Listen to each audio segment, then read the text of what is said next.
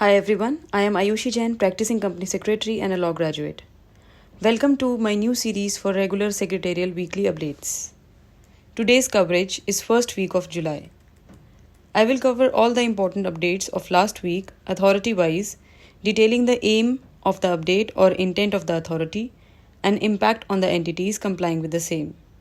I will also mention the source at the bottom of every screen. Starting with Ministry of Corporate Affairs, that is MCA. MCA has further extended timelines for filing various forms so as to provide relaxation to companies during this pandemic situation. First, name for proposed companies will be extended for 20 days beyond 31st July 2020 and name for existing companies will be extended for 15 days. Further, for existing companies wanted to change their names or proposed for existing LLPs wanting to change their names or proposed LLPs, the names shall be reserved for 90 days beyond 31st July 2020. And the last date for resubmission by LLPs extended to 15 days beyond 31st July 2020. Lastly, for filing various verification reports for Form IPF5 by companies, the last date is 30th September 2020. Next comes the Securities and Exchange Board of India, that is SEBI. SEBI has further relaxed timelines for compliance by issuer or RTA and participants. Aim here is due to prevailing situation due to COVID-19 pandemic and representation received from the depositors.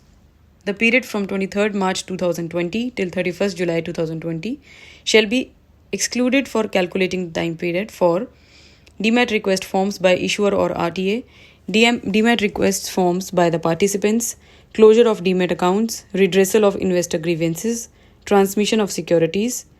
Therefore, 15 days period shall start from 1st August 2020.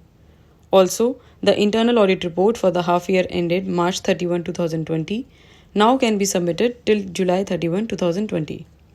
Second SEBI update is SEBI has further came up with Takeover Code 3rd Amendment regulations. Aim of change is security and transparency for stakeholders of a company, including shareholders. Major highlight: in case of indirect acquisitions where public announcements has been made in terms of Regulation 13(2)(e), 100% of the consideration payable in the open offer shall be deposited in the escrow account. And procedure for the indirect acquisitions, including interest payment, as mentioned in the newly inserted Regulation 11A, in case acquirer is unable to make payment to the shareholders who have accepted the open offer within specific period. Next is ICDR 3rd Amendment Regulations 2020. Aim is additional option for pricing in case of preferential issue. Impact: after this amendment, in case of frequently traded shares, the price of the equity shares to be allotted pursuant to the preferential issue shall be determined by Regulation 164 or 164B as may be opted by. The lock-in period of 3 years has also been prescribed for this issue. Next category is Insolvency and Bankruptcy of Board of India. IBBI has amended the Insolvency Professional Regulations. Aim here is clarity in recognition of insolvency professional entities. And impact: for recognition of insolvency professionals, as mentioned in Regulation 12(1)(a), Clause A has been amended so as to delete words who are its partners or directors as the case may be. And now it states as its sole objective is to provide support services to insolvency professionals. Coming to Reserve Bank of India, that is RBI updates. Distressed Assets Fund subordinate debt for stressed MSMEs.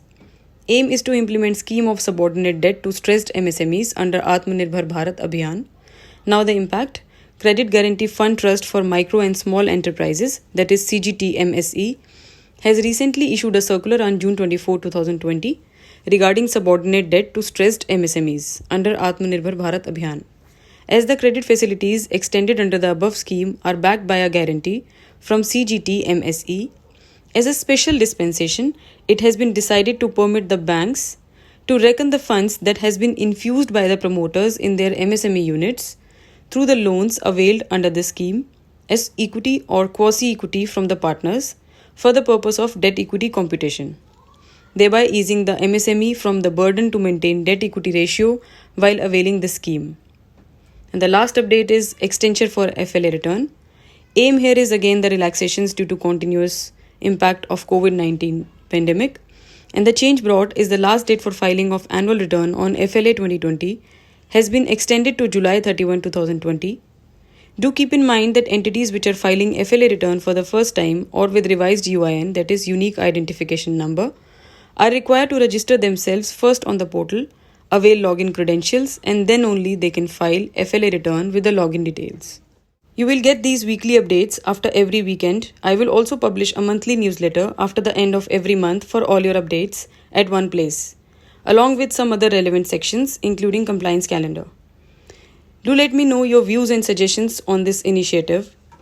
It is the demand of the day to stay updated, and by this series, I would like to contribute my bit for the same. Thank you for your patient listening.